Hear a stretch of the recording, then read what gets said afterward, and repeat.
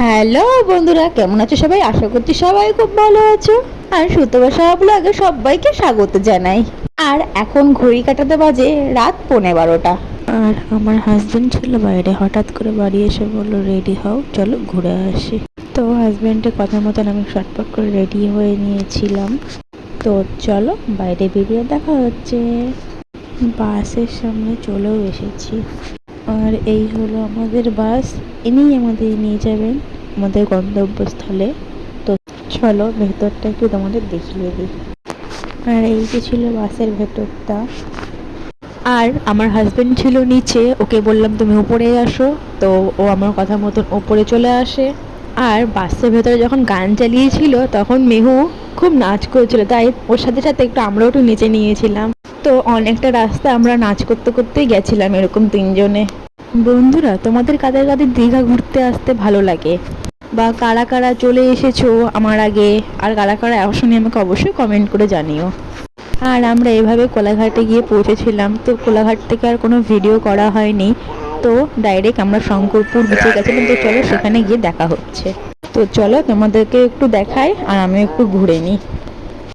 আর আমরা যখন শঙ্করপুর পৌঁছেছিলাম সমুদ্রে ঢেউ ছিল অনেক, তখন মনে হয় জোয়ার ছিল, যার কারণে এত ঢেউ। দেখো কত ঢেউ। আর ওই যে মিহু আর মিহুর বাবা দাঁড়িয়ে রয়েছে।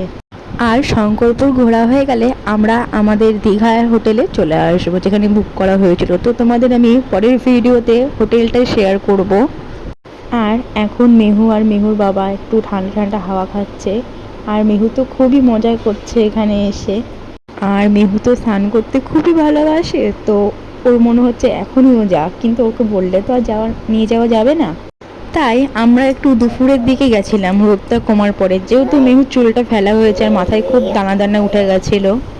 আর শঙ্করপুরে একটা পার্ক মতন হয়েছিল, মানে যেখানে মানুষ বসে, তো সেখানে সব খেলনা বিভিন্ন ধরনের বাচ্চাদের থাকে।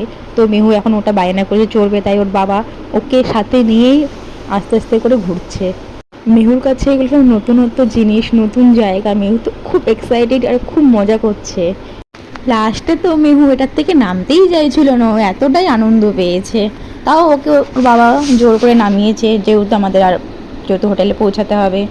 মেহু তো সমুদ্রের পাড়ে এসে বসে খুব মজা করছে। তো চলো ওর মুখ থেকেই শুনি ও কতটা মজা করছে আর কতটা খুশি ও।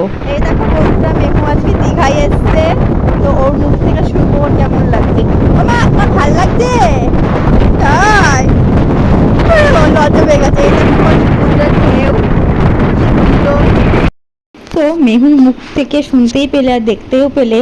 তো এখন আমরা হোটেলে পৌঁছে গেছি আর এখন যাব একটু বিচে। তো চলো যাওয়া যাক। আর আমরা যে বিচটা এসেছিলাম এটা হচ্ছে ওল্ড দীঘার বিচ। আর ওল্ড দীঘাতে কেমন ভিড় দেখেছো, মানুষের পুরো জমজমাট, খালি মাথায় দেখা যাচ্ছে আর কিচ্ছু দেখা যাচ্ছে না। তাও কষ্ট করে আমি আর মেহু নেমেই পড়লাম, আর ভীষণ পাথর ছিল, আমি তো পড়েই গেছিলাম। তো তারপরে আমার হাজবেন্ড গেছিলো। আর মেহু তো সমুদ্রের থেকে উঠতেই চাইছিল না, তাও ওকে আমি জোর করে তুলে নিয়ে এসেছি। আর তারপরে আমরা হোটেলে এসে খাওয়া দাওয়া করে রেস্ট নিয়েছিলাম, বিকেলে আর কোথাও বেরোনো হয়নি, যেহেতু মেহু ঘুমিয়ে পড়েছিল। আর উঠতে উঠতে ওর 8টা 9টা বেজে গেছিলো তাই। তো চলো রাত্রে মেহু ডিনারের সাথে দেখা হচ্ছে। তো এই দেখো বন্ধুরা, মেহু এখন রাতে ডিনার করছে, ভাত আর তাহলে বন্ধুরা, মেহু এখন রাতের ডিনারটা করে নিই। আমি ভিডিওটা এখানেই শেষ করলাম। দেখা হবে নতুন কোনো অন্য ভিডিওতে। ভালো লাগলে লাইক কমেন্ট শেয়ার করে দিও, আর চ্যানেলটাকে সাবস্ক্রাইব করে দিও। সবাই ভালো থাকবেন, সুস্থ থাকবেন, শুভরাত্রি।